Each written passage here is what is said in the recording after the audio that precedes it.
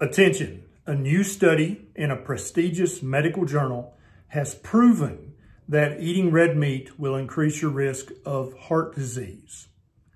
Or was that headline you just heard some of my snarky sarcasm? We're going to dig into this new journal article and talk about the details and what it is you should actually take away from this new study that you may have heard about in the headlines. I'm Dr. Ken Berry, a family physician with 20 years of clinical experience, and we are going to figure out, does red meat cause heart disease in this video. Today is my birthday, and if you'd like to give me a present, then you can do so by sharing this video on your favorite social media. Now, the first thing I need to tell you about this study is that it's not actually new. Yeah, it's not actually new research. There was no new data collected. All of this data for this new study comes from data gleaned from the health professionals follow-up study that started way back in 1986. And so they went back and re-crunched this data as nutritional epidemiologists, they seem to tend to want to do about every 30 to 90 days so they can publish a new article and make new headlines. Not sure why they keep doing that over and over, but I just want you to understand there's no new research here. This is just a re-crunching of old numbers from this old study that started in 1986.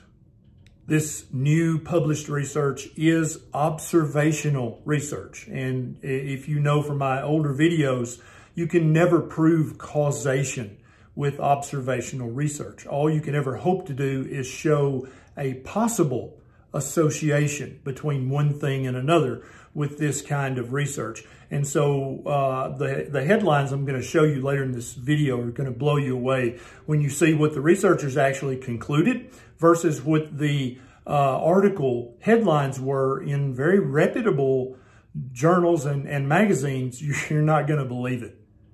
The data that these researchers talk about in this study was collected using food frequency questionnaires, which is basically a multiple choice guess test that they gave the participants, and they only gave the test every 4 years during the study. And so it's not like you kept a daily food log of everything you've eaten when you could actually remember what you had eaten. They filled out this questionnaire once every 4 years during the study. So the validity of food frequency questionnaires has been questioned by many prominent researchers as being notoriously unreliable. I think that they are. What if I gave you a questionnaire right now and said, okay, answer all these multiple choice guess questions about what you've eaten over the last 4 years. How accurate do you think you could really be? So given all the inherent weaknesses of this new published research, what did they find? Well, they found that there was an odds ratio risk of 1.28.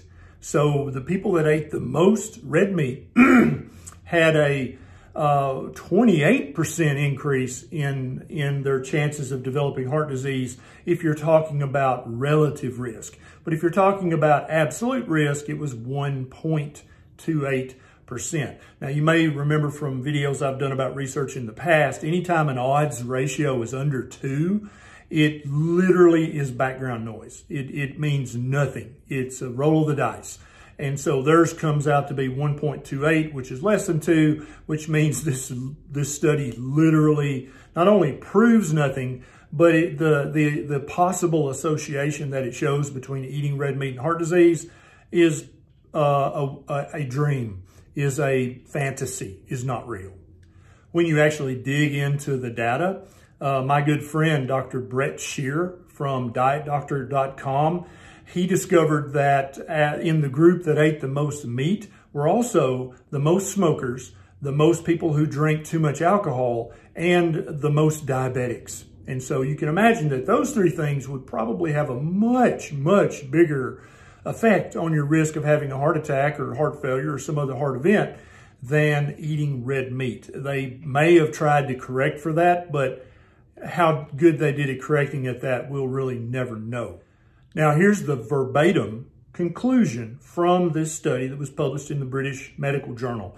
The researchers, they're trying to be very honest in this conclusion statement. They said substituting high-quality plant foods such as legumes, nuts, or soy for red meat might reduce the risk of coronary heart disease. Substituting whole grains and dairy products for total red meat and eggs for processed red meat might also reduce this risk. You notice that key word, might.